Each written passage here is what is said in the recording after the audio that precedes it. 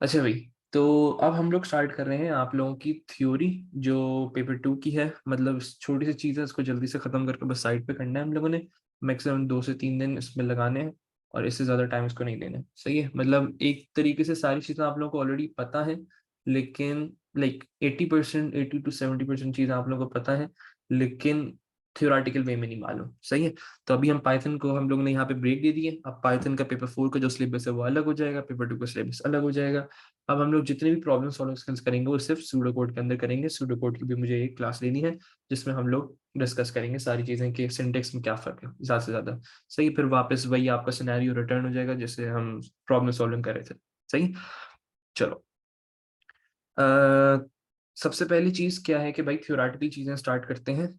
बहुत बेसिक सी है, इतना ज्यादा टाइम नहीं लगाऊंगा इस पे। किसी को भी कोई प्रॉब्लम हो तो वो चैट पर डिस्कस कर सकता है। सही है, अच्छा भाई, सबसे पहला कॉन्सेप्ट आप लोगों का डेटा टाइप का कॉन्सेप्ट है। डेटा टाइप का कॉन्सेप्ट में हम लोग क्या स्टडी करते हैं कि भाई कुछ पर्टिकुलर डेटा टाइप्स हैं जो कि हर प्रोग्रामिंग के अंदर होती हैं। हर प्रोग्रामिंग के अंदर आप लोगों को इंटीजर मिलता है, एक रियल डेटा टाइप होती है, एक स्ट्रिंग डेटा टाइप होती है, एक चार डेटा टाइप होती है और एक बूलियन डेटा टाइप होती है। हम लोग पाइथन इसलिए हम लोग ने मतलब पाइथन हम लोग बहुत डिटेल में कर चुके हैं। उसके क्वेश्चन भी आप लोग इतना है कि आप लोग बेसिक एक छोटा सा प्रोग्राम लिख सकते हैं पाइथन के अंदर। हर एक स्टूडेंट इतना तो है कि भाई अगर ज्यादा प्रॉब्लम सॉल्विंग नहीं तो बेसिक चीजें तो आप लोग लिख ही सकते हैं आप पाइथन के अंदर।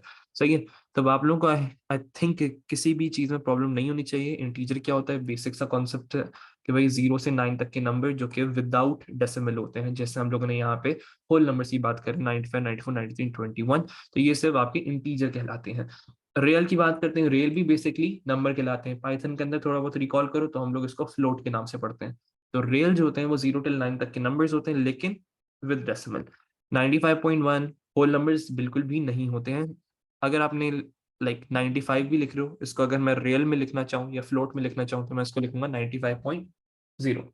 सही है बस, तो इसको बंद कर दिया। चलो, इंटीजर हो गया, रियल हो गया, कोई भी मुश्किल चीज नहीं थी। स्ट्रिंग क्या होता है भाई, स्ट्रिंग अल्फाबेटिक, न्यूमेरिक और सिंबल्स, इन तीन चीजों का जो हम लोग कॉम्बिनेशन कहते हैं। जरूरी नहीं है कि तीनों का कॉम्बिनेशन हो। अल्फाबेट्स का कॉम्बिनेशन भी हो सकता है, नंबर्स का कॉम्बिनेशन भी हो सकता है। लाइक अगर मैं लिखना चाह रहा हूँ 15, अगर कोटेशन मार्क्स लगा दिए इसका मतलब क्या है, ये स्ट्रिंग वैल्यू है। सही है, तो सिंबल्स भी हो सकते हैं। फॉर एग्जाम्पल @gmail.com ऐसे करके आप लोग अगर कुछ लिखना चाह रहे हो तो इवन देन आपका ये एक स्ट्रिंग वैल्यू कंसिडर होगी। सही है जी।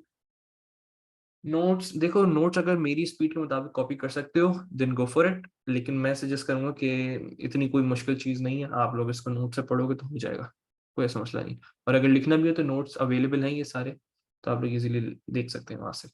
सही है, तो अल्फाबेट्स, नंबर्स और सिंबल्स के कॉम्बिनेशन को हम लोग क्या कहेंगे, स्ट्रिंग। मतलब कोई भी चीज कोटेशन मार्क्स के अंदर है वो स्ट्रिंग है। चलो भाई, चार चार क्या होता है भाई, चार हम लोग सिंगल कैरेक्टर को कहते हैं। फॉर एग्जाम्पल सिर्फ और सिर्फ कैपिटल पी, सिर्फ और सिर्फ कैपिटल ए, तो इसको हम लोग चार कह रहे होते हैं। उसके बाद बात करते हैं बूलियन की। बूलियन क्या है जी, बूलियन किसी भी चीज में दो कंपैरिजंस जब हो रहे होते हैं, जैसे for example male and female और 0 and 1 और ट्रू और फॉल्स। मेनली जब हम बूलियन की बात करते हैं इन योर पेपर 2 हम लोग ट्रू और फॉल्स की बात कर रहे होते हैं। इसके अलावा हम लोग कोई और वैल्यू को बूलियन में कंसिडर नहीं कर रहे होते हैं। सही है, तो अभी फिलहाल आप लोगों के लिए सिर्फ दो ही वैल्यूज हैं in Boolean, which is true and false. अच्छा, अब मुझे बताओ कि जल्दी से चार्ट पर सब आ जाए, कोई मसला इन 5 डेटा टाइप्स के अंदर। बहुत बेसिक से कॉन्सेप्ट है, कोई भी चीज रिपीट करनी है तो बता दो। नहीं है, चलो बेहतरीन। अब जल्दी से एक थोड़ा बहुत एग्जाम स्टाइल क्वेश्चन देख लेते हैं। आप लोग का पास पेपर का क्वेश्चन है, 2018 का क्वेश्चन है। और ऐसे सवाल जो है वो अब इन लोगों ने बहुत कम कर दिए। देखो मुफ्ते के 5 मार्क्स हैं। सही है, अब ऐसे सवाल आप लोगों के कम कर दिए गए हैं अभी भी, ये नहीं कह रहा कि नहीं है। और if we have to store negative value, कोई मसला नहीं एलिजा, सेम सेम सिनेरियो। -1 लिखा हुआ है, ये इंटीजर है। अब अगर -1.5 लिखा हुआ है तो ये रियल है। सही, कोई मसला नहीं उसका। चलो, ये पास हुए का क्वेश्चन है, 2018 का 9608 का क्वेश्चन है। हम लोग प्रैक्टिस जो करते हैं वो 9608 से करते हैं ताकि हम लोग 9618 की प्रिपरेशन कर सकें। 9618 में अभी भी इतने ईयरली पास पेपर्स हमारे पास अवेलेबल नहीं है। तो हम जरा देखते हैं भाई क्वेश्चन को। आपके 5 मार्क का सवाल है, उन्होंने यहाँ पे आपको वेरिएबल्स दिए हुए हैं और वेरिएबल्स के अंदर जो वैल्यू स्टोर हुई हुई है उन्होंने वो भी दी हुई है आप लोगों को। अब वो आपसे कह रहे हैं programming languages support different data types. ठीक है भाई, समझ आ रहा है। गिवन अप्रोप्रिएट डाटा टाइप, अब यहाँ पे बात हो रही है अप्रोप्रिएट डाटा टाइप बतानी है for each of these variables from part B i. अच्छा ये पार्ट बी आया था, ठीक है। तो अब मुझे एक एक करके जवाब देना, जब मैं कहूँ दूसरे पे मूव करना है तो फिर आप लोग मूव करेगा, डायरेक्ट एक साथ जवाब मत दिएगा, सही है। अगर मैं बात कर रहा हूँ मार्क जो वेरिएबल है, इसके जो वैल्यू को देख के बताओ मुझे कि इसकी क्या डेटा टाइप होगी, जल्दी जल्दी से अपने चार्ट में जवाब देना।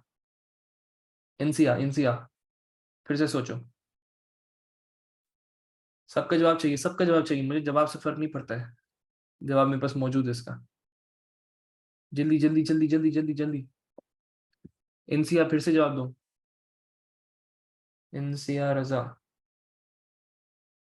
बेहतरीन। भाई सिंपल सा आंसर है इसका कि भाई आपकी डेटा टाइप जो होगी वो इंटीजर होगी। इंटीजर क्यों होगी? क्योंकि एक नंबर है विदाउट डेसिमल। तो हम यहाँ पे लिख लेते हैं जल्दी से अपने पास कि ये एक इंटीजर वैल्यू है। ये हो गया जी आपका एक मुफ्त का मार्क। अब बात करते हैं सब्जेक्ट एक वेरिएबल है, उसके अंदर एक वैल्यू स्टोर हुई हुई है, जल्दी से जवाब दो। अच्छा पाइथन की कोई भी कीवर्ड जिसमें इस्तेमाल नहीं होंगे, आप पाइथन को सब अपने दिमाग से निकाल दो। अच्छा अब इस चीज को गौर से सुनना, ठीक है। अभी तक हमने जितनी पाइथन को स्टडी किया है, जो सिर्फ पेपर 2 वाले ना, वो अपने दिमाग से पाइथन के सिंटेक्स को निकाल लें। अब इस चीज को बहुत फर्क है, जो मैं कॉन्सेप्ट आप लोगों को समझाना चाह रहा हूँ ना, उसमें थोड़ा सा फर्क ये है कि मैं सिर्फ और सिर्फ कह रहा हूँ कि पाइथन के सिंटेक्स को निकाल दो। जो जो लॉजिक, जो जो कॉन्सेप्ट, जो जो फंडामेंटल्स ऑफ प्रोग्रामिंग आपने पाइथन पे सीखी हैं, वो सिर्फ और सिर्फ दिमाग में रखना है। उसके अलावा जितना भी सिंटेक्स है वो सब अपने दिमाग से निकाल दो। सिंटेक्स मतलब क्या है कि इंडेंटेशन होनी चाहिए ऐसे, फिर एलिफ होता है, और वो सब चीजें ना, ऐसे वो कॉम्पोजिट के तो अलग सिनेरियो, वो पेपर 4 के साथ साथ करते रहो।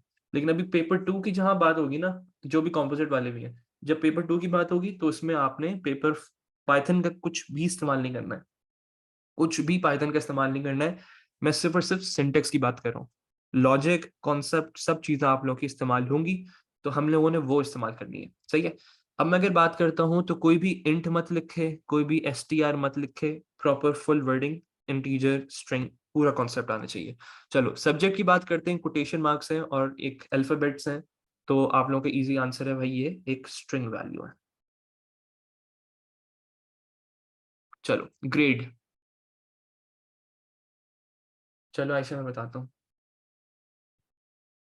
ग्रेड ग्रेड, मोहम्मद फहाद, एक सिंगल करेक्टर है ये, एक सिंगल करेक्टर है, तो दिस विल बी योर 4, सही। बिल्कुल Mohammad Fahad, it is considered as a string, लेकिन हम लोग एक जब सिंगल करेक्टर की बात करते हैं इन कोटेशन मार्क्स, उसको हम लोग 4 कहते हैं। स्ट्रिंग भी कह सकते हैं, लेकिन उसकी जो अप्रोप्रिएट डाटा टाइप है ना, उसको स्ट्रिंग भी कह सकते हैं, लेकिन उसकी जो अप्रोप्रिएट डाटा टाइप है, the most suitable one is your 4, ठीक है। कोर्स कंप्लीटेड, जल्दी जल्दी जवाब दो यार, ये बहुत बच्चों वाली चीज है। ये हो गया जी आपका बूलियन वैल्यू।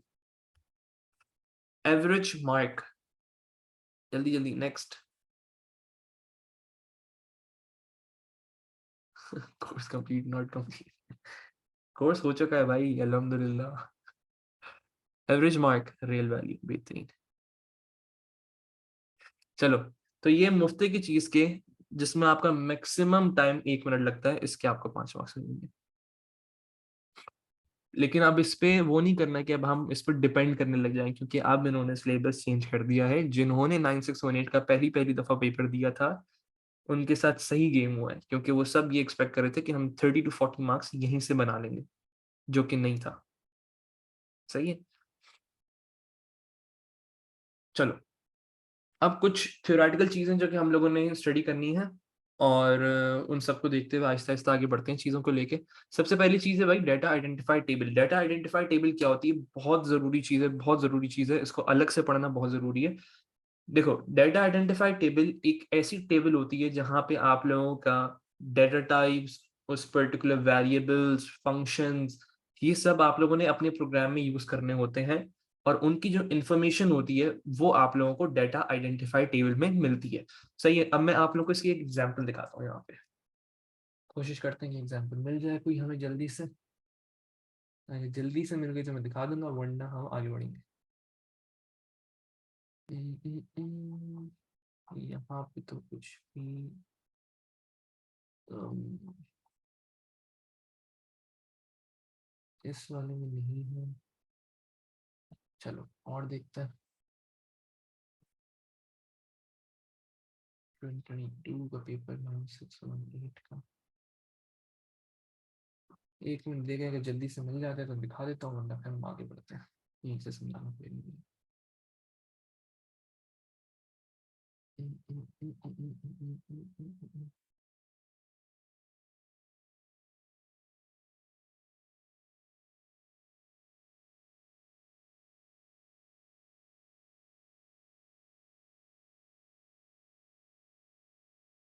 चलो अच्छा, जब मुझे इसको आगे के हम लोग जब लेक्चर्स में देखेंगे तो अगर मुझे मिली डाटा आइडेंटिफायर टेबल किसी पासवर्ड में तो मैं दिखा दूंगा। तो देखो, जब सूडो कोड के क्वेश्चंस होते हैं ना, तो सूडो कोड के क्वेश्चंस के साथ आप लोगों को एक टेबल मिलती है जिसके अंदर फंक्शंस और वेरिएबल्स और उनकी डिस्क्रिप्शन के वो क्या क्या चीजें परफॉर्म करेंगे, वो सब चीजें वहां पे मौजूद होती हैं। अच्छा, अब यहाँ पे देखते हैं कि कुछ पर्टिकुलर चीजें हैं जो कि आप लोग जब भी अपने प्रोग्राम को लिखा करोगे, जो 7 to 8 मार्क्स के क्वेश्चन होते हैं, तो थोड़ा बहुत आप लोगों को भी आइडिया होगा, पास पेपर्स वगैरह अगर देखे होंगे तो उसके अंदर 7 to 8 मार्क्स के क्वेश्चन होते हैं जिसके अंदर आप लोगों को डिटेल्ड अपना प्रोग्राम लिखना होता है सूडो कोड के अंदर। सही है। अब उसके अंदर आपने अपने प्रोग्राम कोड के अंदर अलग अलग फंक्शंस भी इस्तेमाल करने होते हैं, बिल्ट इन फंक्शंस भी इस्तेमाल करने होते हैं। सूडो कोड के बिल्ट इन फंक्शंस कहाँ होते हैं? सूडो कोड के बिल्ट इन फंक्शंस आपको at the end of your paper, जो आपका पेपर होता है उसके आखिर पे एक आपको इंडेक्स मिलता है। बिल्कुल बिल्कुल, अपेंडिक्स होगा जिसमें आपको, बिल्कुल बिल्कुल बिल्कुल बिल्कुल, अपेंडिक्स के अंदर सारे आपके पास बिल्ट इन फंक्शन मौजूद होंगे जो कि आप लोग इस्तेमाल कर सकते हैं। सही है। हर एक बिल्ट इन फंक्शन का अपना एक यूज होता है। उनको कैसे इस्तेमाल करेंगे वो हम लोग अपने कोडिंग के अंदर जब हम स्टार्ट करेंगे तो वहां पे देखेंगे। चलो, बिल्कुल बिल्कुल, पेपर 2 के अंदर मिलता है। मैं दिखा देता हूँ। Let me see। ये देखो, अब जो है, पहले ये लोग किसी और तरीके से देते थे, मतलब एक साथ ही पेपर के दे देते थे, लेकिन अब ये अलग से देने लग गया अपेंडिक्स आपका। जैसे ये है built in functions in pseudocode, हर एक एक बिल्ट इन फंक्शन आपके यहाँ पे मौजूद है। तो ये अभी हम देखेंगे इसको कैसे इस्तेमाल करना है, वो सब हम बाद में करेंगे, उसकी टेंशन नहीं है। चलो, डाटा आइडेंटिफाई टेबल में क्या क्या है, कुछ चीजें होती हैं डाटा आइडेंटिफाई टेबल के अंदर। सबसे पहली चीज है जी लिस्ट ऑफ वेरिएबल्स, कि आप लोग कौन कौन से वेरिएबल्स इस्तेमाल करते हो, कौन कौन से वेरिएबल्स आपने। हाँ हाँ, इनसे बाद में बात करेंगे इसके बारे में।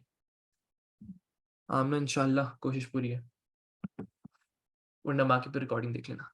चलो, list of variables, list of variables मतलब आप जितने भी वेरिएबल्स आप लोग इस्तेमाल करते हो वो आप लोग एक डाटा आइडेंटिफाई टेबल के अंदर लिखते हैं, या जो भी आपने वेरिएबल्स इस्तेमाल करने हैं वो आपके डाटा आइडेंटिफाई टेबल में लिखे हुए होते हैं।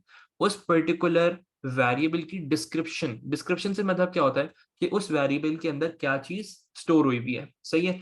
जैसे फॉर एग्जाम्पल यहाँ पे हम लोग एक एग्जाम्पल भी देख लेंगे, और उस पर्टिकुलर वेरिएबल की क्या डाटा टाइप है, वो सब चीजें ये आप लोगों की एक डेटा आइडेंटिफाई टेबल के अंदर मौजूद होती हैं। सही है।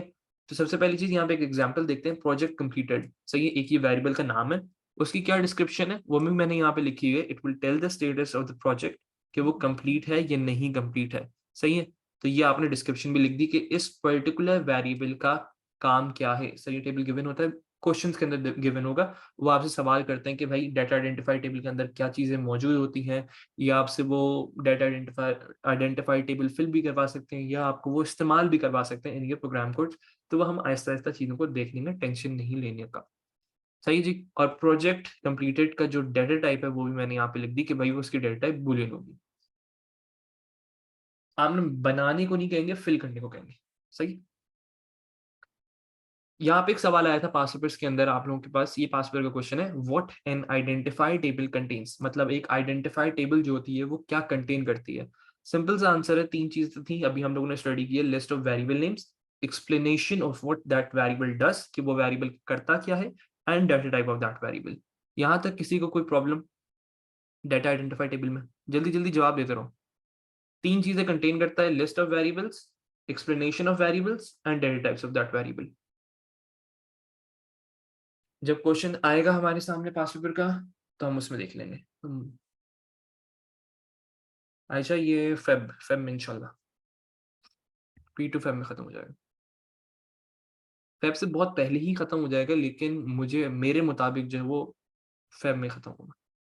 चलो रिपीट कर दूं, रिपीट कर देते हैं जल्दी से इसको कि भाई डाटा आइडेंटिफाई टेबल क्या होती है। एक ऐसी टेबल जहां पे आपके पास तीन चीजें मौजूद होंगी, which is your list of variable, your description of variable कि वो वेरिएबल आपका करता क्या है, और उसके बाद डाटा टाइप क्या है उस पर्टिकुलर वेरिएबल की। जैसे यहाँ पे प्रोजेक्ट कंप्लीटेड था, तो इसका क्या डिस्क्रिप्शन है कि वो क्या पर्टिकुलर चीज होल्ड कर रहा है, और उसकी क्या डेटा टाइप है, वो सब चीजें हमने यहाँ पे लिखी हुई है। इनसे clear, list of variable, explanation of what that variable does, data type of that variable.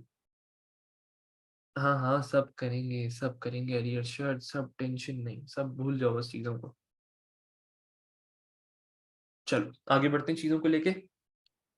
अब हमारे पास कॉन्सेप्ट है, ये सब चीजें जो है मैं ऐसी ही रैंडमली, अली सर बताता हूँ। अब जितनी भी चीजें थ्योरेटिकल वो सब मैंने एक ही जगह कंपाइल की हुई है, तो मतलब फौरन फौरन हम लोग कॉन्सेप्ट को स्विच करते जाएंगे। जैसे अभी हमने डाटा आइडेंटिफाई टेबल का कॉन्सेप्ट पढ़ा, अब हम लोग के पास कॉन्सेप्ट है अल्गोरिथम्स का। अच्छा, अब अल्गोरिथम्स क्या होते हैं, इन चीज को आप लोगों ने समझना है। बहुत सिंपल सा एक्सप्लेनेशन है, इतनी कोई डिफिकल्ट चीज नहीं है।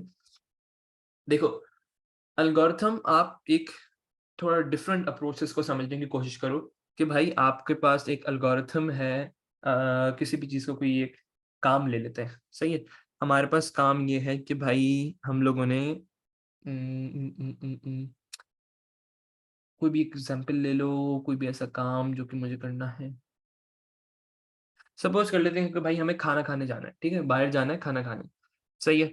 तो भाई मैं अपने हॉस्टल से निकलूंगा, अब मेरा एक टास्क है, बहुत सिंपल सा, इसको मैं एक्सप्लेनेशन आप लोगों को समझा देता हूँ उसको जल्दी से। एक टास्क है भाई कि मुझे खाना खाने जाना है। यार फूड लिख देता, हाँ कुछ हो नहीं जाएगा, ठीक है। अब इस टास्क के लिए अब इस टास्क के लिए मेरे मुझे कुछ स्टेप्स परफॉर्म करने पड़ेंगे। स्टेप्स क्या क्या है भाई? सबसे पहला स्टेप है कि भाई मुझे फॉर एग्जांपल मुझे बैग पैक करना है अपना। फिर उसके बाद ये स्टेप नंबर 1 हो गया, फिर मुझे अपने हॉस्टल की चाबी देखनी है, ये दूसरा स्टेप हो गया। फिर उसके बाद मुझे जगह फाइंड करनी है कि खाना कहाँ पर है। फिर उसके बाद क्या करना है? गाड़ी बुक करनी है, उबर कर लेते हैं चलो। फिर हम लोगों ने फिफ्थ स्टेप में एट द एंड मुझे खाना खाना है। वहां पहुंचने के बाद ये थोड़ा और लंबी कर लें, ऑर्डर भी कर लेते हैं, फिर खाते हैं भाई खाना। पैसे ना हो तो उसका फिर फायदा नहीं ना। तो यहाँ पे आपने एट द एंड खाना ही खाना है बस, ठीक है। चलो, अब आपने कहना क्या है, बैग जब पैक कर रहा था मैंने वॉलेट रख लिया था, टेंशन मत लो उसकी। तो भाई एक टास्क है, उस टास्क के लिए अब हम लोगों ने क्या किया है, हमने एक स्टेप्स को ब्रेक डाउन किया है। इस पर्टिकुलर चीज को कहते हैं अल्गोरिथम। मतलब क्या हुआ कि भाई खाने खाने का क्या अल्गोरिथम है कि भाई पहले बैग पैक करना है, फिर हॉस्टल की चाबियां, फिर उसके खाने की जगह ढूंढनी है, फिर गाड़ी देखनी है, फिर उसके बाद ऑर्डर करना है, फिर एट दी एंड खाना खाना है, सही है। तो इसका मतलब क्या हुआ, अल्गोरिथम का बेसिक सा सिंपल सी लॉजिक है भाई, सीक्वेंस ऑफ स्टेप्स, ये स्टेप्स हो गए आपके to implement a task solution to a problem. बस कोई भी स्टेप्स जो कि एक टास्क को परफॉर्म करती हैं, कोई भी सोल्यूशन एक प्रॉब्लम का, उसको हम लोग एल्गोरिथम कहते हैं। सेट ऑफ आवाज दुआ में याद रखना। बेहतरीन बेहतरीन। कॉन्सेप्ट समझ आया सबको? सीक्वेंस ऑफ स्टेप्स, एल्गोरिथम क्या कहते हैं? Sequence of steps. जरूरी नहीं है कि भाई एक सूडो कोड ही हम लोग का एल्गोरिथम होगा, सही है। किसी भी चीज का एल्गोरिथम हो सकता है, गाड़ी धोने का एल्गोरिथम हो सकता है, स्टडी करने का एल्गोरिथम हो सकता है, किसी भी मेडिकल उसमें एल्गोरिथम्स इस्तेमाल हो सकते हैं। तो हर चीज में एल्गोरिथम होते हैं। अब कंप्यूटर साइंस के हवाले से अगर बात करते हैं, तो कोई भी ऐसी प्रॉब्लम आपके पास, जैसे अब उसका आपने सोल्यूशन फाइंड करना है, तो आप उसका एक एल्गोरिथम लिखते हो, एक स्टेप बाय स्टेप प्रोसीजर लिखते हो, उसे हम लोग कहते हैं जी एल्गोरिथम। चलो भाई आगे बढ़ते हैं। फुल फॉर्म बताओ डीएसए की, क्या लिखना चाह रहे हो? चलो, स्टेजेस ऑफ एल्गोरिथम्स, कुछ पर्टिकुलर स्टेजेस हैं एल्गोरिथम्स की। जैसे हम लोग अभी जितनी भी प्रॉब्लम्स कर रहे थे, हाँ बात करेंगे सब चीजें उसकी, डाटा स्ट्रक्चर भी होता है, एल्गोरिथम, सब चीजें पढ़ेंगे, टेंशन नहीं। चलो अब बात करते हैं स्टेजेस ऑफ एल्गोरिथम की। एक एल्गोरिथम की कुछ स्टेजेस होती हैं। हम लोगों ने इसको डिस्कस किया हुआ है इन पाइथन कि भाई जब भी आप एक प्रॉब्लम को सॉल्व करते हो तो आप 3-4 चीजें जो है वो आप लोग उसको अपने पास परफॉर्म करते हो। सबसे पहली चीज आप लोग इनपुट लेते हो। इनपुट से क्या होता है भाई कि आपके पास डेटा आता है, सही है। जब भी आप इनपुट लेते हो या तो आप किसी जगह से एक्सट्रैक्ट करते हो डाटा या तो आप यूजर से इनपुट लेते हो। इनपुट, प्रोसेस, फिर आउटपुट, सही है। एक पर्टिकुलर सीक्वेंस है ये। इस सीक्वेंस में ही आप लोगों ने अपने एल्गोरिथम को लिखना होता है। कौन कौन सी स्टेजेस हैं, सवाल कैसे आता है इसका मैं सवाल भी बता देता हूँ भाई। पासवर्ड के अंदर वो क्वेश्चन पूछता है कि भाई what are the stages of algorithms and examples भी देनी होती है आपने। तो भाई सबसे पहली स्टेज क्या आ गई, इनपुट। दूसरी स्टेज प्रोसेस, तीसरी स्टेज आउटपुट। इसी ऑर्डर में याद करना है, इसके अलावा कोई और ऑर्डर परफॉर्म नहीं होगा। Input, out, input, process, output, इसी सीक्वेंस में याद रखना है। और इसके बाद इनकी एग्जांपल्स कुछ भी लिख सकते हो। Input n1 n2 n1 plus n2 is equal to answer. यहाँ पे मैंने एग्जांपल्स भी लिख कर दी थी आप लोगों को। Input n1 n2 n1 plus n2 is equal to answer, मतलब कोई भी उस डाटा को प्रोसेस करवाना। अच्छा ये क्या है जी, इनपुट n1 n2 ये सूडो कोड का तरीका है इनपुट लेने का। सब चीजें आहिस्ता आहिस्ता समझ आ जाएंगी, टेंशन नहीं। और ये बहुत आसान हो जाता है क्योंकि जब आप इतना कॉम्प्लेक्स एल्गोरिथम्स लिख रहे होते हो, कॉम्प्लेक्स प्रोग्राम्स लिख रहे होते हो, तो ये छोटी छोटी एग्जांपल देना एक कोई बड़ी बात नहीं है आप लोगों के लिए, सही है। प्रोसेस लिखा कि भाई उन्हीं वेरिएबल्स को जो कि डाटा आपने इनपुट करवाया उसका आपने प्रोसेस करवा दी। प्रोसेस मतलब उसके अंदर एडिशन परफॉर्म की है, एक्सट्रैक्शन की है, स्लाइसिंग की है, वो सब चीजें डिपेंड करता है कि क्या प्रोसेस आप करवाना चाह रहे हो। फिर जो भी आंसर आता है उसको आप लोग प्रिंट करवा देते हो, विच इज योर आउटपुट। तो ये 3 स्टेजेस हैं, वो आपसे सवाल करता है इसके बारे में। अली अर्शद, अभी फिलहाल स्टेजेस ऑफ एल्गोरिथम की बात हो रही है, सही है। स्टेजेस ऑफ एल्गोरिथम कि भाई इनपुट, प्रोसेस और आउटपुट, कि क्या क्या आपकी एल्गोरिथम्स की स्टेजेस होती है। डिक्लेरेशन जो है वो सूडो कोड के अंदर कॉन्सेप्ट आ जाएगा, वो हम पढ़ेंगे उसको, कि जो भी आप वेरिएबल्स लेते हो उनको डिक्लेयर करना है, वो सब चीजें आहिस्ता आहिस्ता, सब आहिस्ता आहिस्ता। चलो भाई, सवाल कैसा आता है फिर बता रहा हूँ कि भाई वो आपसे बोलेगा कि भाई स्टेजेस ऑफ एल्गोरिथम्स बताओ। उसमें आप लोगों ने 3 स्टेजेस लिखनी है, इनपुट, प्रोसेस, आउटपुट। और उनकी एग्जांपल्स अगर मांगे तो input n1 n2 n1 plus n2 is equal to answer, कुछ भी लिख सकते हो, जरूरी नहीं है कि यही लिखो, ठीक है। मतलब आप यहाँ पे इनपुट काउंट भी कर सकते हो, फिर count equal to count plus 1, वो भी एक तरीके से प्रोसेस होता है। आउटपुट के अंदर आप प्रिंट काउंट कर दो, वो आपकी अपनी मर्जी है। चलो भाई, अब यहाँ पे मैंने तुम लोगों के साथ एक चीज डिस्कस की थी जब हम पाइथन पढ़ रहे थे, which is your concept of features of programming language, ठीक है। एक पर्टिकुलर प्रोग्रामिंग लैंग्वेज की कुछ फीचर्स होते हैं जो कि आप लोगों के इस्तेमाल क्या है इनका मैं मतलब बताता हूँ। देखो भाई, let me open my Python. एक एक करके जल्दी से फीचर्स को स्टडी कर लेंगे, लेकिन पहले मैं आप लोगों को थोड़ा बहुत इसको पाइथन से लिंक करके दिखा दूं।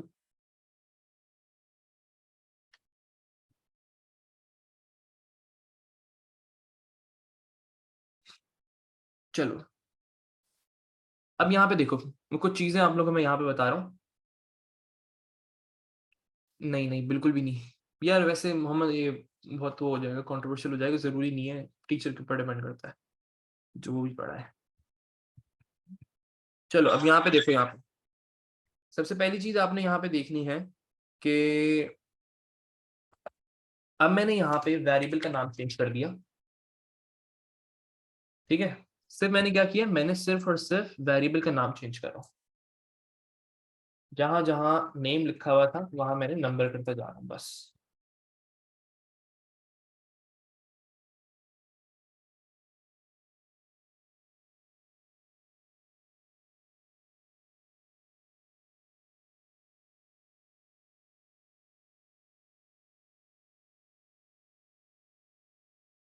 फिर पाइथन इज द बेस्ट, फिर Python is the best Mohammad Kanit. अगर फ्यूचर की बात हो रही है तो फिर पाइथन सबसे बेस्ट है। और ये चीज आप चूज नहीं करते भाई, ये टीचर के ऊपर होता है वैसे। चलो, अच्छा मैंने यहाँ पे क्या किया, मैंने सिर्फ छोटी सी चीज चेंज की है कि बस मैंने वेरिएबल के नाम चेंज कर दिए। मैं यहाँ पे चीजें रन कर रहा हूँ और यहाँ पे मैंने नाम लिखा ताहा अली, उसने बिल्कुल सही आउटपुट करके दे दिया मुझे, फर्स्ट नेम ताहा, लास्ट नेम अली, ठीक है। कोई ऐसा मसला नहीं आ रहा है ना, कोड के अंदर कोई प्रॉब्लम है? जल्दी से चैट पे जवाब दो, कोड के अंदर कोई प्रॉब्लम है? जो एक्चुअल मेरी आंसर देखो, आंसर सिर्फ मेरा आंसर देखो, अभी कोड मत देखना, सिर्फ इधर से देख के बताओ कि भाई कोड के अंदर कोई प्रॉब्लम है। जवाब ही नहीं, कोई भी कोड के अंदर प्रॉब्लम नहीं है, बिल्कुल सही प्रोसेस हो रहा है। लेकिन कुछ चीजें यहाँ पे जो कि मुझे, अगर कोई और, सपोज करो एक रैंडम बंदा यहाँ से ले लेते हैं, मोहम्मद शोएब साहब को उठा लेते हैं, सही है। अब मैंने तो कोड लिख दिया अपना, मैंने ये कोड उठाया, सिर्फ और सिर्फ ये कोड उठाया यहाँ से। ओ वेट अ मिनट, इसको बंद करते हैं। सर अगर पाइथन का सिंटैक्स डिफरेंट है तो सूडो नहीं आएगी, इनसे नहीं आएगी, नहीं आएगी, उसकी एक वजह है। अब मैंने यहाँ से अपना कोड उठाया और मैंने यहाँ पे आप लोगों के पास चार्ट के अंदर पेस्ट कर दिया। अब यहाँ पे कोई भी नहीं देखेगा, सही।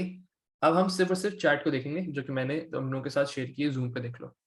जूम की चार्ट ओपन कर लो, वहां पे मैंने अब क्या किया, मैंने सिर्फ और सिर्फ कोड भेजा तुम लोगों को। अब ये कोड मैंने लिखा था। अब मैं तुम लोगों से कहूँ कि सिर्फ और सिर्फ कोड को देख के पहली लाइन को पढ़ो। अच्छा, तुम लोग को चैट बॉक्स दिख रहा है जब मैं स्क्रीन शेयर कर रहा हूँ? मेरे ख्याल से नहीं दिखना चाहिए, नहीं दिख रहा ना, बस सही है, सही है, ठीक है, ठीक है, ठीक है, ठीक है। अब बस जो तुम लोग को मैंने चार्ट पे भेजा हुआ है उसको तुम लोग जरा पहली लाइन को पढ़ो। पहली लाइन में क्या लिखा हुआ है? पहली लाइन में लिखा हुआ है number is equals to input enter the full name, सही है। अब यहाँ से सिर्फ और सिर्फ पहली लाइन को पढ़ने के बाद मुझे ये अंदाजा हो रहा है, सिर्फ और सिर्फ इस पहली लाइन को पढ़ते हैं, यहाँ पे पढ़ लेते हैं, चलो ठीक है। पहली लाइन को पढ़ने के बाद कोई ऐसा बंदा है जिसने ये पहली दफा कोड देख रहा है, अब पहली लाइन को पढ़ने के बाद ये समझ आ रहा है कि भाई पहली लाइन में जो यूजर से इनपुट लिया वो एक नंबर लिया है। ये मुझे क्यों समझ आ रहा है?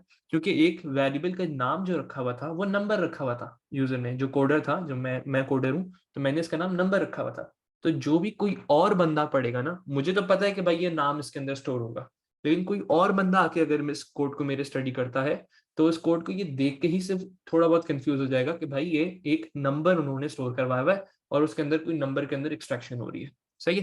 तो अब यहाँ पे जो कॉन्सेप्ट है वो है कि भाई, अब जरा इस पे वापस आते हैं। अब इस चीज को अपने दिमाग में रखना, अभी तो अभी जो हम लोगों ने स्टडी किया है इसको अपने दिमाग में रखना, फिर वापस यहाँ पे शिफ्ट हो जाओ। A software developer is writing a program and includes several features to make it easier to read and understand. आपके प्रोग्रामिंग लैंग्वेज के अंदर जो भी आप प्रोग्राम करते हो उसके अंदर कुछ ऐसे फीचर्स होने चाहिए जो कि दूसरे बंदों के लिए उसको आसान बना दे पढ़ने के लिए और उसको समझने के लिए। इस कॉन्सेप्ट को अपने दिमाग में रखना है, सही है।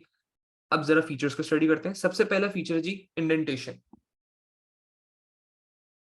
इंडेंटेशन से क्या होता है? इंडेंटेशन से आपके पास जो ब्लॉक ऑफ कोड है ना वो अलग अलग दिखना स्टार्ट हो जाता है कि भाई इफ के अंदर की क्या क्या वैल्यूज हैं, कौन सी चीजें इफ के अंदर हैं, कौन सी चीजें इफ से बाहर हैं, कौन सी चीजें व्हाइल लूप के अंदर हैं, ये वाला जो कॉन्सेप्ट है ना, ये आप लोगों का पाइथन की वजह से और ज्यादा स्ट्रांग होना चाहिए क्योंकि वो डिफरेंशिएट कर पाता है इजीली।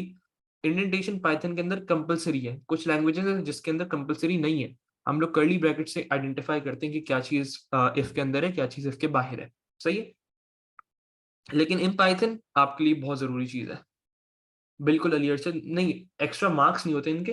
लाइक जो एग्जामिनर है उनके लिए आसानी हो जाएगी, जो भी एग्जामिनर होगा उसके लिए बेसिकली आसानी हो जाएगी आपके कोड को समझने के लिए, सही है।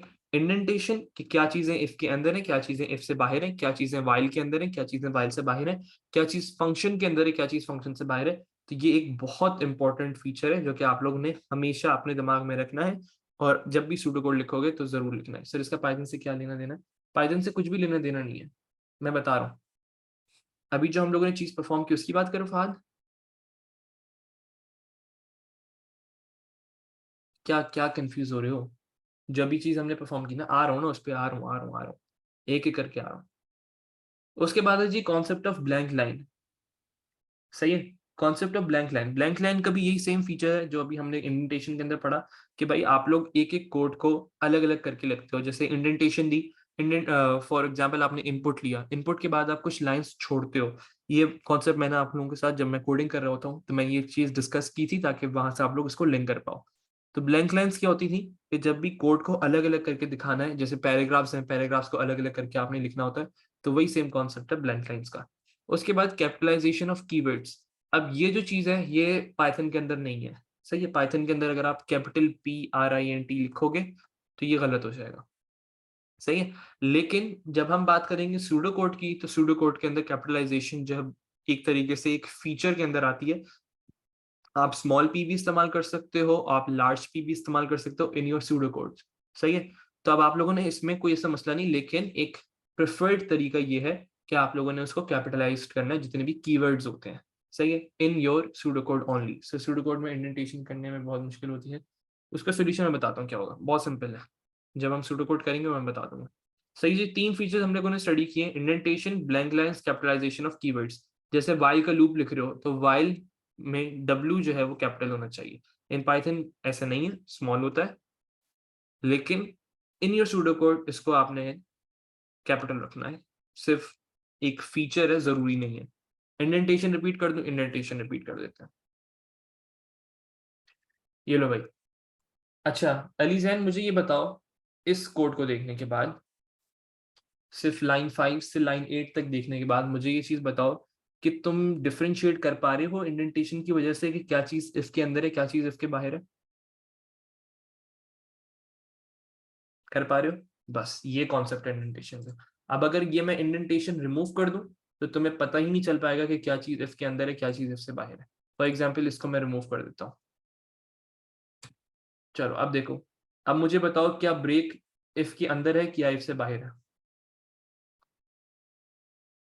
बाहर है। बस इतना सा कॉन्सेप्ट है कि आप इंडेंटेशन की वजह से ये चीज डिफरेंशिएट कर पाते हो कि क्या चीज इफ के अंदर है, क्या चीज इफ के बाहर है, क्या चीज फॉर लूप के अंदर है, क्या चीज फॉर लूप से बाहर है। सही है? आगे बढ़ते हैं। इंडेंटेशन हो गई, ब्लैंक लाइंस हो गई, कैपिटलाइजेशन ऑफ कीवर्ड्स हो गए। ये सूडो कोड के अंदर जरूरी होता है। Sensible variable name. अब फहद, जो मैं कॉन्सेप्ट तुम लोगों को पहले हमने बताया था कि वो जो मैंने नंबर एक वेरिएबल का नाम रख दिया था, लेकिन रखना क्या चाहिए था? नेम। क्यों? क्योंकि हम लोग एक नेम इनपुट लेना चाह रहे थे। सही है? तो मुझे यहाँ पे एक सेंसिबल वेरिएबल नेम चूज करना चाहिए था, जिसकी वजह से प्रोग्राम तो सही काम कर रहा है ना, प्रोग्राम में कोई मसला नहीं आ रहा, लेकिन यूजर्स के लिए, जो कि आप लोग हो, मतलब मेरे जो एक तरीके से जो भी मेरे टीम मेंबर्स होंगे जो मेरे कोड को स्टडी करके उसमें और एडिशंस परफॉर्म करेंगे, तो उनके लिए आसानी करने के लिए या अपने एग्जामिनर के लिए आसानी करने के लिए मैं सेंसिबल वेरिएबल नेम चूज करता हूँ। ठीक है भाई, ये कॉन्सेप्ट था। चलो, 4 फीचर्स पढ़ लिए। इंडेंटेशन हो गई, ब्लैक लाइंस हो गए, उसके बाद आप लोगों ने यहाँ पे कैपिटलाइजेशन ऑफ कीवर्ड्स हो गए, सेंसिबल वेरिएबल नेम्स हो गए, उसके बाद कमेंट्स। कमेंट्स जो होते हैं वो एक तरीके से बहुत इंपॉर्टेंट होते हैं, वो भी हम लोग डिस्कस कर चुके हैं इन डिटेल। आप लोग इस्तेमाल करते हो हैशटैग। हैशटैग के बाद आप लिखते हो कि भाई this is a for loop. बिल्कुल बिल्कुल, हैशटैग वाले सूडो कोड के अंदर कैसे करते हैं वो सब हम चीजें आहिस्ता आहिस्ता डिस्कस करेंगे। अभी फिलहाल इधर से देख लो कि अगर तुम लोगों ने कुछ पता ही नहीं है तुम लोगों को, और यहाँ पे मैं अगर नंबर के साथ एक और वो दे दूं कमेंट तुम लोगों को यहाँ पे कि इनपुट नंबर, इनपुट नेम। सही। अब मुझे बताओ कि सिर्फ और सिर्फ कमेंट को लिखने की वजह से क्या तुम लोगों को लाइन नंबर 2 समझ आ रही है? ऑल्दो कि वो सेंसिबल नहीं है, तुम लोगों को लाइन नंबर 2 समझ आ रही है सिर्फ और सिर्फ कमेंट्स पढ़ने के बाद? पहली लाइन पे जो कमेंट लिखा हुआ है, यस और नो, जल्दी जवाब दे दो भाई। लाइन नंबर 2 समझ आ रही है कमेंट की वजह से? बस बेहतरीन। यही एक तरीके से यूज है कमेंट्स का कि कोई भी और बंदा, आप लोगों को तो पता होता है कि आप क्या प्रोग्राम कर रहे हो, अभी तो ये सिर्फ 10 लाइन का कोड है। जब 500-600 लाइन का कोड होता है तो उसके अंदर आपको हर एक चीज जो जो कर रहे होते हो, आपके दिमाग में जो चल रही होती है वो आप कमेंट्स के तौर पर लिखते रहते हो। सर कोड रन करते हैं तो कमेंट्स होते हैं वो सिर्फ हमेशा, बिल्कुल कोड रन नहीं होता कभी भी। कमेंट्स जितने भी होते हैं वो इग्नोर कर दिए जाते हैं जब भी इसको ट्रांसलेशन करी जा रही होती है। सही है? तो ये रन नहीं होते हैं। चलो आगे बढ़ते हैं। कमेंट्स हो गए, उसके बाद है प्रेटी प्रिंट। प्रेटी प्रिंट का कॉन्सेप्ट क्या है इसको भी देख लेते हैं। अच्छा, अब यहाँ पे देखो कि ये प्रेटी प्रिंट का कॉन्सेप्ट जो है, ये कलर्स जो हुए हैं, फॉर एग्जांपल फॉर जो है वो, बिल्कुल बिल्कुल मोहम्मद, उसको डिस्कस कर लेंगे, टेंशन नहीं लो। सही है? अब यहाँ पे कलर्स देखो, प्रेटी प्रिंट क्या है भाई? कलर्स बेसिकली हम लोग इस्तेमाल करते हैं, कीवर्ड्स का जो कलर होता है वो डिफरेंट होता है, जो टेक्स्ट होता है उसका कलर डिफरेंट होता है, जो स्ट्रिंग होती है उनका कलर डिफरेंट है, यहाँ पे जो इंटीजर है उसका कलर डिफरेंट है। तो हर चीज जो है वो एक तरीके से कलर्स के मुताबिक हुई हुई है। फॉर एग्जाम्पल यही सेम चीज अगर मैं तुम लोगों को कॉपी करूं और इसको मैं यहाँ पे करके दिखाऊं तुम लोगों को, तो ये जो कॉन्सेप्ट है ये प्रेटी प्रिंट का कॉन्सेप्ट नहीं है। सिर्फ इस चीज को देख के तुम लोग आइडेंटिफाई नहीं कर सकते कि कौन सा कीवर्ड है कौन सा कीवर्ड नहीं है। तो ये कॉन्सेप्ट है बेसिक प्रेटी प्रिंट का, कि जब आपके पास एक ही कलर है तो आप लोग इसमें डिफरेंशिएट नहीं कर पा रहे कि क्या स्ट्रिंग वैल्यू है, कौन सा डिफाइंड कीवर्ड है, क्या चीजें आप लोगों के पास can use different colours on paper. नहीं नहीं अब्दुल्ला वसीम, नहीं, ये सिर्फ एक फीचर है जो कि आप लोगों को पता होना चाहिए। अब ये नहीं करने बैठ जाना भाई। अल्लाह अकबर, अल्लाह अकबर, या अल्लाह। एक ही कलर इस्तेमाल होगा। सही है? पेपर में नहीं करना है। प्रेटी प्रिंट यहीं पे सही है, बस यहाँ पे देख लो उसको। चलो, ये कुछ फीचर्स है। क्वेश्चन कैसे आता है? क्वेश्चन ऐसा आता है कि भाई वो आपको एक सूडो कोड दे देगा, और सूडो कोड के देने के बाद वो आपसे बोलेगा कि भाई इसमें आइडेंटिफाई करो कि कौन कौन से फीचर्स हैं, और आइडेंटिफाई करने के बाद बताओ कि भाई इसमें कौन कौन से फीचर्स और इस्तेमाल होने चाहिए। एक ये सवाल हो सकता है। दूसरा सवाल हो सकता है कि भाई list down 3 features, can you right small description with all the features ताकि नोट्स में। यार कुछ है ही नहीं इसमें डिजाइन, इंडेंटेशन, ब्लैंक लाइंस में क्या लिखूं इसमें, तुम बताओ। अगर कोई चीज बाद में प्रॉब्लम करे तो फिर मुझसे डिस्कस कर लेना व्हाट्सएप के थ्रू। सही है। सेंसिबल वेरिएबल नेम्स, कमेंट्स, पेटी प्रिंट, बहुत बेसिक सा कॉन्सेप्ट है, इसमें कुछ लिखने को है नहीं ना। और इसके सवाल भी ऐसे नहीं आते कि इंडेंटेशन को डिस्क्राइब करो, ये ब्लैंक लाइन को डिस्क्राइब करो। सही।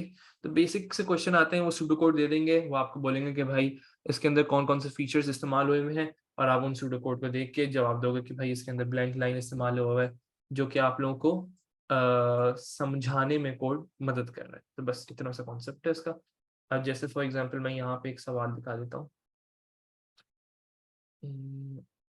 सवाल तो नहीं है, ये अभी अपने से बना रहे हैं अभी फिलहाल हम। जैसे इस कोड को देखो, इस कोड को देखने के बाद मुझे बताओ कि इसमें कौन कौन से फीचर्स ऑफ प्रोग्रामिंग लैंग्वेज इस्तेमाल हुए हैं जो कि एक यूजर के लिए मतलब पढ़ना और उसको समझना में आसानी पैदा करते हैं। सिर्फ इस कोड को देख के बताओ। सही है भाई। इंडेंटेशन हुई भी, इंडेंटेशन कैसे पता चल रही है कि यहाँ पे देखो फंक्शन के अंदर चीजें हैं, इफ के अंदर चीजें हैं। लाइन नंबरिंग नहीं है, लाइन नंबरिंग हमने पढ़ा भी नहीं है भाई। जितने कीवर्ड्स हैं उनकी कैपिटलाइजेशन हुई भी है, कीवर्ड्स की कैपिटलाइजेशन देखो। फंक्शन जो है वो कैपिटलाइज्ड हुआ हुआ है क्योंकि एक वो कीवर्ड है। डिक्लेयर कैपिटलाइज हुआ हुआ है क्योंकि वो कीवर्ड है। उसके बाद क्या क्या है, रिटर्न जो है एक कीवर्ड है, इंटीजर एक कीवर्ड है, स्ट्रिंग एक कीवर्ड है, फॉर एक कीवर्ड है, कैपिटलाइज्ड हुआ हुआ है। वेरिएबल नेम्स, बेहतरीन सूटेबल वेरिएबल नेम्स इस्तेमाल हुए हुए हैं। सही है। उसके बाद ये ब्लैंक लाइन का कॉन्सेप्ट है। लाइन नंबर 18 देखो डिफरेंट हुई हुई है, एम्प्टी है। लाइन नंबर 15 देखो खाली है, इसका मतलब है ब्लैंक लाइन का कॉन्सेप्ट है। बेहतरीन हो गया। चलो आगे बढ़ते हैं। Let's remove this.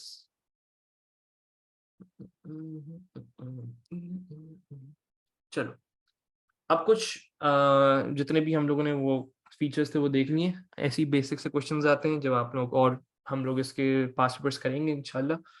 वैसे तो जरूरत नहीं है, लेकिन फिर भी अगर करवाऊंगा मैं अगर तुम लोग को, तो कोई ऐसा मसला नहीं आएगा इंशाल्लाह। चलो, अब कुछ पर्टिकुलर एक तरीके से टर्म्स हैं जो कि आप लोगों को पता होनी चाहिए। कौन कौन सी टर्म्स हैं? बेसिक सी टर्म्स हैं जो कि अलग अलग करके वो आपसे पूछता है। वो कभी पूछता है कि भाई सोर्स कोड क्या होता है, ऑब्जेक्ट कोड क्या होता है, सूडो कोड्स क्या होते हैं, फ्लो चार्ट क्या होता है। तो बेसिक सी टर्म्स हैं, आप लोगों को ऑलरेडी पता होंगी। नहीं भी पता कोई ऐसा मसला नहीं। लाइक कोर्स के बाद इजीली हर कोई जो है वो डिफरेंशिएट कर पाता है इनके अंदर, लेकिन फिर भी थ्योरेटिकल वे क्या है वो देख लो भाई यहाँ पे। अच्छा, इसको याद करना जरूरी है। सही है। ये जो चीजें, ये याद करने वाली चीजें जो भी हम लोग पढ़ रहे हैं, ये सब याद करने वाली चीजें। तो एट द एंड इसमें आप लोगों का कॉन्सेप्ट तो है ही, लेकिन इसमें आपकी मेमोराइजेशन भी चेक होगी। चलो, सोर्स कोड क्या होता है भाई? सोर्स कोड, जो चीज हम लोग यहाँ पे लिखते हैं, इसको मैं सोर्स कोड कहता हूँ। ये जो चीज है ये सोर्स कोड है बेसिकली आपकी। इसको जब मैं ट्रांसलेट कर लूंगा बाय यूजिंग कंपाइलर, इस चीज को गौर से समझना। अगर मैं कंपाइलर इस्तेमाल करते हुए इसको ट्रांसलेट करूंगा तो मेरे पास एक ऑब्जेक्ट कोड जो है वो क्रिएट होता है, लाइक जो कि कंप्यूटर अंडरस्टैंडेबल है। वो एक ऑब्जेक्ट कोड क्रिएट होता है, लेकिन वो इंटरप्रेटर के अंदर नहीं होता। इंटरप्रेटर क्या होता है? जब आप एक एक लाइन करके उसको ट्रांसलेट करते हो। सही है। ये कॉन्सेप्ट आप लोगों ने पेपर 1 के अंदर पढ़ा होगा। तो वहां पे ये कॉन्सेप्ट है कि भाई कंपाइलर क्या चीज है। कंपाइलर एक साथ कोड को कंपाइल करता है, ट्रांसलेट करता है। तो उसके अंदर ऑब्जेक्ट कोड बनता है, मतलब सोर्स कोड को अगर मैं ट्रांसलेट कर दूं तो वो आपका ऑब्जेक्ट कोड होता है। सही है। चलो, दोनों डेफिनेशंस देख लेते हैं। सोर्स कोड क्या होता है? इट रिप्रेजेंट्स, बिल्कुल बिल्कुल अब्दुल्ला, बिल्कुल। एग्जीक्यूटेबल फाइल डिफरेंट है ऑब्जेक्ट कोड से, लाइक स्लाइट डिफरेंस है, लेकिन कॉन्सेप्ट वही है। सही है।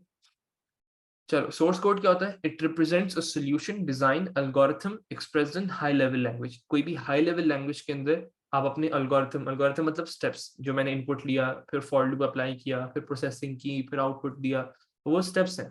सही है। वो एक सोल्यूशन के एक स्टेप्स है। अब उसी चीज को, उन स्टेप्स को इंटरप्रेटर क्या करता है? लाइन बाय लाइन ट्रांसलेट करता है ना, तकरीर, लाइन बाय लाइन ट्रांसलेट करता है। सही है। Algorithm expressed in high level language, मतलब जो भी मैंने एक सॉल्यूशन मेरे दिमाग में आ चुका है, एक उसका पर्टिकुलर स्टेप्स मेरे दिमाग में आ चुके हैं, अब उस स्टेप्स को मैं अगर प्रोग्राम कर दूं, एक हाई लेवल लैंग्वेज के अंदर लिख दूं, तो उसको मैं कहता हूँ सोर्स कोड। ऑब्जेक्ट कोड क्या होता है? It is produced by compiler, compiler produce करता है ड्यूरिंग ट्रांसलेशन स्टेज। जब भी उसको ट्रांसलेट कर रहे होते हैं, ऑब्जेक्ट कोड के बाद एग्जीक्यूटेबल फाइल आती है। It is produced by the compiler during translation stage. The object code is produced by translating the source code. जो भी source code है उसको translate कर दो, तो उसको हम लोग कहते हैं object code. It is not produced by interpreter. तो ये बेसिक से क्वेश्चंस आते हैं 2-2 मार्क के, 3-3 मार्क के, जो कि आपसे वो डेफिनेशंस पूछते हैं कि भाई सोर्स कोड को डिस्क्राइब करो, ऑब्जेक्ट कोड को डिस्क्राइब करो। ये करके नहीं दिखा सकता ना भाई, मैं इसमें करके क्या दिखाऊं? ट्रांसलेशन तो मैं नहीं कर सकता। जैसे फॉर एग्जाम्पल यहाँ पे देखो, जब मैं इस कोड को रन कर रहा हूँ ना, तो ये ट्रांसलेट हो रहा है, ट्रांसलेट होने के बाद यहाँ पे मेरे पास आउटपुट शो हो रहा है, तो इसमें एक ऑब्जेक्ट कोड क्रिएट होता है, सही। और इस चीज को मैं सोर्स कोड कहता हूँ, जो मैंने यहाँ पे लिखा है। बात समझ आई तुम? इस जो ट्रांसलेशन का प्रोसेस है वो हम A2 के अंदर और डिटेल में समझते हैं, और डिटेल में टोकनाइजेशन वगैरह वो सब चीजें। बिल्कुल बिल्कुल, जो ये आईडी है ना, आईडी मतलब ये पहचान है, वो उसका काम है कंपाइलेशन, सही। ये मेरा काम नहीं है, आईडीई का काम है, ये इंटीग्रेटेड डेवलपमेंट एनवायरनमेंट उसका काम है। चलो आगे बढ़ते हैं। सो इंटरप्रेटर और कंपाइलर में मेन डिफरेंस क्या है? कंपाइलर और इंटरप्रेटर के अंदर मेन डिफरेंस बस ये है कि इंटरप्रेटर जो होता है वो एक एक लाइन को रीड करता है, उसको ट्रांसलेट करता है और फिर समझाता है। चलो इसको ऐसे समझ लो, अगर याद रखना है तुमने, सही है। एक स्टोरी है, स्टोरी को इमेजिन करो, और तुम जो हो वो एक तरीके से ट्रांसलेटर हो, सही है। अब करा क्या कि भाई एक लाइन को रीड की, पहली लाइन को रीड किया, और तुमने जो भी जिसको भी ट्रांसलेट करके बताना है उसको आपने ट्रांसलेट करके बता दिया, सही है। ये पहली लाइन को रीड करके ट्रांसलेट करके बता दिया कि भाई पहली लाइन का मतलब ये है। फिर दूसरी लाइन रीड की, फिर उसको रीड करके फिर तुमने मतलब बता दिया कि भाई दूसरी लाइन का मतलब ये है। फिर तीसरी लाइन रीड की, तीसरी लाइन रीड करने के बाद उसका मतलब बता दिया, उसको हम लोग कहते हैं इंटरप्रेटर, सही है। अब जो कंपाइलर होता है, कंपाइलर ये करता है कि वो पूरी कहानी को पढ़ेगा, उस पूरी कहानी को पढ़ने के बाद फिर तुम्हें बताएगा कि उसका मतलब क्या है। ये फर्क है। बात क्लियर हुई? चलो, सोर्स कोड हो गया, ऑब्जेक्ट कोड हो गया। सोर्स कोड क्या होता है? कोई भी सही पता नहीं है reason. It represents a solution design algorithm expressed in high level language. कोई भी सॉल्यूशन एल्गोरिथम उसका आप एक्सप्रेस कर दो हाई लेवल लैंग्वेज में, उसको हम सोर्स कोड कहते हैं। उस सोर्स कोड को ट्रांसलेट कर दो बाय यूजिंग योर कंपाइलर, तो उसे हम लोग ऑब्जेक्ट कोड कहते हैं। सूडो कोड क्या होता है? Pseudo code basically it is a way of using keywords and identifiers to describe an algorithm without following the syntax of a particular programming language. चलो अब इस चीज के ऊपर बात करते हैं। देखो, अभी जो तुम लोग सूडो कोड स्टडी करोगे, वो एक पर्टिकुलर सिंटेक्स को फॉलो, इसके हाई लेवल, बिल्कुल हाई लेवल होता है। अब इस चीज को गौर से सुनना, अभी जो तुम लोग सोर्स कोड करोगे मेरे साथ वो डिफरेंट है, और तुम लोग जो यूनिवर्सिटी में आके सूडो कोड करोगे वो डिफरेंट होगा। फिर कोई और तुम लोगों को किसी और करिकुलम में चले जाओगे, जैसे इवन योर एडेक्सेल, एडेक्सेल के अंदर जो सूडो कोड फॉलो होता है वो भी डिफरेंट है। इसका मतलब क्या है कि कोई भी एक फिक्स्ड सिंटेक्स नहीं है सूडो कोड का, सही है। इस चीज को समझना, सूडो कोड का कोई फायदा नहीं है, सूडो कोड का कोई भी फायदा नहीं है, मतलब आपके पास कोई आंसर तो नहीं आ रहा ना उससे। सिर्फ और सिर्फ सूडो कोड का एक इतना सा फायदा है कि आप लोग चीजों को विजुअलाइज कर पाते हो। जब पेंसिल से करते हो ना, पेपर पे करते हो या कोई भी सूडो कोड लिखते हो, तो उसका कोई सिंटेक्स फॉलो नहीं कर रहे, बस आप एक तरीके से समझने की कोशिश करते हो, अपने एल्गोरिथम को एक तरीके से बनाने की कोशिश करते हो, उसको डिजाइन करने की कोशिश करते हो। जब आपके पास एक सूडो कोड तैयार हो जाता है, फिर आप उसका सोर्स कोड तैयार करते हो, फिर आप उसको प्रॉपर सिंटेक्स फॉलो करते हुए प्रोग्रामिंग लैंग्वेज के अंदर उसको कोड करते हो, ताकि आप लोग उससे फायदा उठा सके हो जो आपने लॉजिक लिखी है। बिल्कुल एक तरीके से बस एक रैंडम डिजाइन आपने क्रिएट किया सूडो कोड, सही है। तो उसके जरूरी नहीं है कोई एक फिक्स्ड सिंटेक्स नहीं है इसका, ठीक है हमना, कोई भी फिक्स सिंटेक्स उसका फॉलो नहीं होता है। There's a way of using keywords. Keywords जो होते हैं जैसे function, declare, array index, arrows, ये सब चीजें आप इस्तेमाल करते हो, and identifies to describe an algorithm, सिर्फ इसको डिस्क्राइब करने के लिए, without following the syntax of a particular programming language. तो अभी जो तुम लोग सिंटेक्स पढ़ोगे जरूरी नहीं है कि वही सेम सिंटेक्स आपकी यूनिवर्सिटी में पढ़ाया जाए, तो उससे घबराना नहीं कि भाई हमें सूडो कोड डिफरेंट तरीके से पढ़ाया था, और ये सूडो कोड डिफरेंट है। तो कोई भी एक फिक्स्ड सिंटेक्स नहीं है, मतलब पाइथन जो मैं सिंटेक्स फॉलो कर रहा हूँ वही सेम सिंटेक्स तुम लोगों को यूनिवर्सिटी में मिलेगा, हर जगह तुम लोग को वही सेम सिंटेक्स मिलेगा। क्यों? क्योंकि वो सूडो कोड नहीं है। चलो, फ्लो चार्ट। फ्लो चार्ट क्या होता है जी? फ्लो चार्ट होता है कि आपका डाटा, सर हम तो फ्लो चार्ट क्या होता है? फ्लो चार्ट बेसिकली आप लोगों का पिक्टोरियल और graphical representation of a program in a flow. अब इस चीज को समझते हैं। बहुत सिंपल सा कॉन्सेप्ट है। फ्लो चार्ट ये होता है कि भाई एक फ्लो को, डाटा आपका कैसे फ्लो कर रहा है उसको आप लोग एक पिक्चर्स के थ्रू और ग्राफिकल रिप्रेजेंटेशन के थ्रू अपने प्रोग्राम को बनाते हो। क्या मतलब हुआ कि भाई सपोज करो कि भाई पहले आपने सपोज करो पहला क्या हम लोगों ने काम किया था जब हम खाना ऑर्डर कर रहे थे? मुझे याद नहीं। चलो फॉर एग्जाम्पल हम लोग वही टास्क ले लेते हैं, बैग पैक किया था, चलो सही है। तो ये बैग पैक करने का मैंने यहाँ पे एक सिंबल बना दिया। फिर उसके बाद हमने क्या किया था, एरो से मैं शो कर रहा हूँ कि फॉर एग्जाम्पल यहाँ पे कंडीशन लगा देते हैं। कोई कंडीशन अब सोचना है कि भाई मुझे देसी खाना है या मुझे कुछ और खाना है, ठीक है, चाइनीज लिख देते हैं, देसी खाना है या चाइनीज खाना है। अब यहाँ पे कंडीशन आ गई। अब यहाँ पे दो पॉसिबिलिटीज हो सकती हैं। अगर मुझे देसी खाना है तो क्या करना है, अगर नहीं खाना तो क्या करना है। अब ये क्या है, वही सेम चीज है।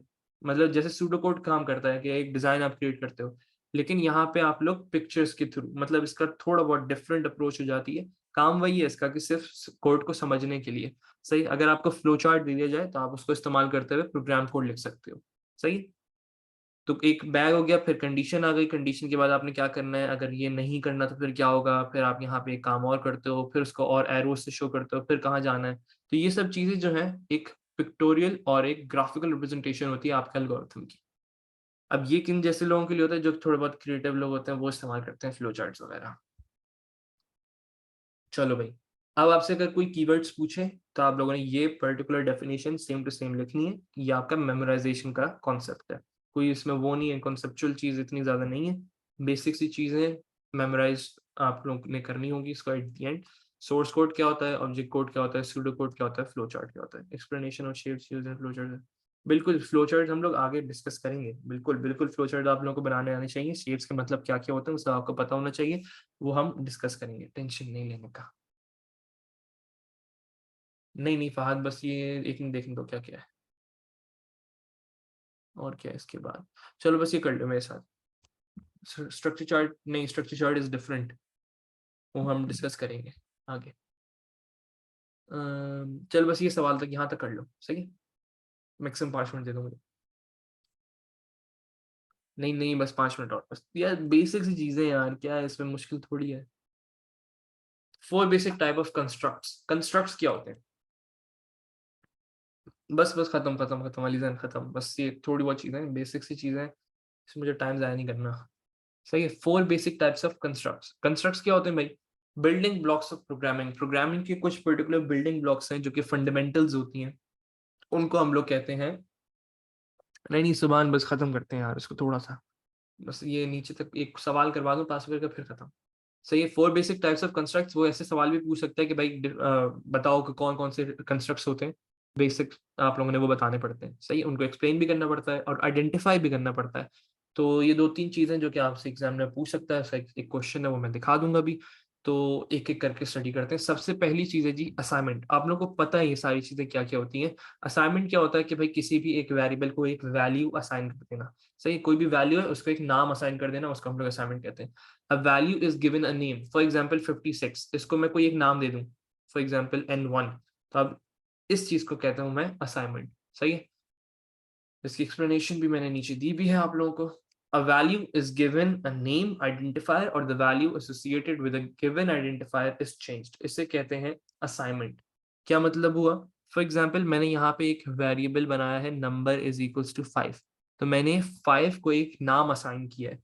अब मैं इसकी वैल्यू को चेंज कर रहा हूँ कि भाई number is equal to number multiply by 2। इसका मतलब क्या हुआ कि नंबर की जो इनिशियल वैल्यू थी उसको मल्टीप्लाई बाय 2 करो और उसको वापस से नंबर के अंदर स्टोर कर दो। इसको भी मैं असाइनमेंट ही कहूंगा। असाइनमेंट इज विद एरो, बिल्कुल कर सकते हैं विद एरोस, कोई मसला नहीं। इक्वल टू भी इस्तेमाल हो सकता है और एरोस भी इस्तेमाल हो सकते हैं, कोई फिक्स्ड कॉन्सेप्ट नहीं है इसके अंदर, कोई भी चीज जरूरी नहीं है। चलो मैं कोशिश करूंगा कि तुम लोगों को एरोस के थ्रू बताऊं, क्योंकि आप लोगों के जो पास्ट पेपर्स हैं उनके अंदर एरोस इस्तेमाल होते हैं। सर वेरिएबल भी यही होता है, वेरिएबल भी यही होता है, हाँ सही। आमना माजे जरूरी नहीं है कि आप लोग असाइनमेंट एरो से करो, लाइक कोई भी फिक्स्ड नहीं है, आप लोग एरो से भी कर सकते हो, इक्वल्स टू भी इस्तेमाल कर सकते हैं। चलो आगे बढ़ते हैं। असाइनमेंट हो गया जी। A value is given identifier, एक नाम दे जाते हैं एक वैल्यू को, तो उसको हम लोग असाइनमेंट कहते हैं। और the value associated with the given identifier is change, जैसे मैंने अभी नंबर की वैल्यू को चेंज किया था, तो उसको भी हम लोग असाइनमेंट ही कहते हैं। अब बात करते हैं सीक्वेंस की। सीक्वेंस क्या होता है जी? A number of steps are performed one after the other. अच्छा, अब सीक्वेंस को समझना जरूरी है। कुछ हम लोगों ने यहाँ पे एक वो देखे थे कि भाई आप लोग इनपुट लेते हो, फिर प्रोसेस करते हो, फिर आउटपुट करते हो, तो ये 3 स्टेप्स थे, इसी सीक्वेंस में काम होगा। इसके अलावा कोई सीक्वेंस आप लोगों ने परफॉर्म किया, तो फॉर एग्जांपल सपोज करो कि आपने यहाँ पे लिखा आंसर इज इक्वल टू, अपने कोड को देखना मेरे, answer is equal to n1 multiply by n2। उसके बाद आप लोग यहाँ पे कह रहे हो इनपुट n1 n2।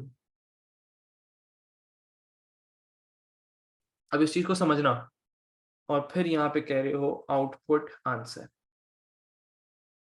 क्या ये कोड काम करेगा? यस या नो, चैट पे जवाब। क्या ये कोड काम करेगा? यस या नो, चैट पे जवाब। ये कोड बिल्कुल भी काम नहीं करेगा। क्यों नहीं करेगा? क्योंकि जब हम इस लाइन पे पहुंचे थे ना, n1 और n2 की कोई वैल्यू ही नहीं थी।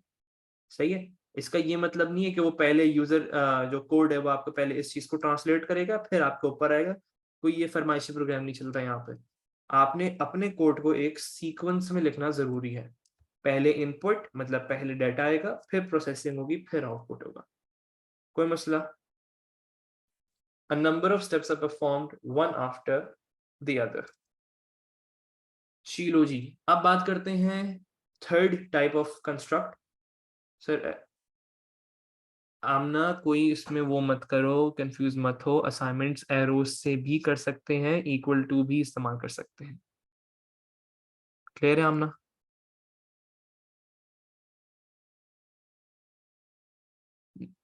डबल डबल इक्वल टू से कंपैरिजन है,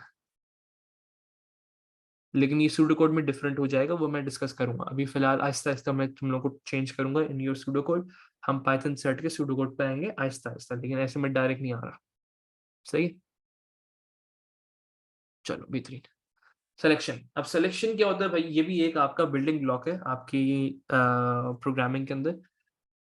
सिलेक्शन क्या होता है? इफ देन एल्स की जो कंडीशंस हम लोगों ने पढ़ी थी, इफ देन एल्स पाइथन के अंदर जो हमने कंडीशंस आप लोग जो अप्लाई करते हो, under certain conditions some of the steps are performed, otherwise no और डिफरेंट स्टेप्स आर परफॉर्म्ड। वही same concept if then else का, लेकिन उसको लिखते कैसे हैं वो ये वर्डिंग्स आप लोग इस्तेमाल करोगे। एक कंडीशन होगी, अगर वो कंडीशन ट्रू हो जाती है तो फिर आप परफॉर्म करोगे, नहीं होती तो फिर आप नहीं परफॉर्म करोगे। सही है। अच्छा, पाइथन के अंदर हम लोगों ने सिर्फ और सिर्फ इफ देन एल्स पढ़ी थी, क्योंकि पाइथन के अंदर case of otherwise and case नहीं होता है। सूडो कोड के अंदर आपको ये भी स्टडी करना पड़ेगा, तो हम इसको अलग से स्टडी करेंगे। केस ऑफ अदरवाइज और एंड केस ये भी एक सिलेक्शन स्टेटमेंट है। इसको भी आप लोग एज वही सेम क्राइटेरिया इस्तेमाल कर सकते हो, वही सेम कॉन्सेप्ट है जो कि इफ देन एल्स का है, लेकिन सिंटेक्स डिफरेंट है। ठीक है, जल्दी से इसको लिख लो। उसके बाद है जी रेपिटेशन आइट्रेशन। रेपिटेशन आइट्रेशन क्या होता है? लूप्स का जो कॉन्सेप्ट आप लोगों ने पाइथन के अंदर स्टडी किया है, वही सेम कॉन्सेप्ट है यहाँ पे। A sequence of steps is performed a number of times, this is also known as looping. कौन कौन से लूप्स होते हैं? 3 लूप्स होते हैं। वो आपसे पूछ सकता है ये सब कि भाई कौन कौन से लूप्स हैं, 3 डिफरेंट रेपिटेशंस बताओ, 2 डिफरेंट सिलेक्शन बताओ। बस आपने ये क्लास क्वेश्चन करके खत्म। सही। For to next, count control loop होता है, while do and while, pre conditional loop होता है, repeat until, post conditional loop होता है। वाइल डू एंड वाइल और रिपीट अंटिल के अंदर क्या फर्क है, इसको हम लोग डिस्कस करेंगे, परेशान मत हो। अभी सिर्फ और सिर्फ लॉजिक की बात करते हैं कि भाई रेपिटेशन आइट्रेशन क्या होती है, लूप्स को हम लोग कहते हैं रेपिटेशन आइट्रेशन। सिर्फ ये लिखकर नहीं आना है, प्रॉपर डिटेल में लिखकर आना है। A sequence of steps performed a number of times, this is also known as looping. चलो जी, अब इसके सवाल पर आ जाओ। अच्छा पहले बताओ, यहाँ तक किसी को कोई मसला? जल्दी जल्दी जल्दी जल्दी जवाब दे दो, क्लास खत्म करनी है। चलो आगे बढ़ो। अब इस सवाल पे आ जाओ जरा। अब इस सवाल को देखो और हर एक की पहला सिर्फ एक एक करके जवाब देना है, एक एक करके, एक एक करके, भागो नहीं भागो नहीं। पहले वाले के क्या आंसर होगा तुम लोगों ने बताना है। इसको स्टेटमेंट को देखो, स्टेटमेंट को देखने के बाद बताओ सिलेक्शन है, रेपिटेशन है या असाइनमेंट है। जल्दी जल्दी जल्दी जल्दी जल्दी। भाई सब क्या सो रहे हैं क्या? हेलो, अल्लाह के बंदो सब जागो जल्दी। while count is less than 20, ये रेपिटेशन मतलब लूप्स। अब दोनों में सिलेक्शन नहीं है, ये इफ देन एल्स और केस ऑफ अदरवाइज सिलेक्शन होती है। ठीक है। Count equals to count plus one, ये क्या है भाई? काउंट के अंदर एक वैल्यू को हम असाइन करवा रहे हैं बाय यूजिंग एरोस, तो ये असाइनमेंट हो गया जी। इफ माई ग्रेड इज, ये जो सिंबल होता है ये नॉट इक्वल टू का सिंबल होता है, ये भी हम डिस्कस कर लेंगे जब हम सूडो कोड्स को स्टडी करेंगे। If my grade is not equal to C, then ये कौन सा स्टेटमेंट है भाई? ये सिलेक्शन स्टेटमेंट है। माई ग्रेड काउंट, अच्छा ये क्या है जी? मार्क और स्क्वायर ब्रैकेट्स के अंदर काउंट, ये क्या चीज हो रही है भाई? ये एरेस के अंदर हम लोग असाइनमेंट कर रहे हैं।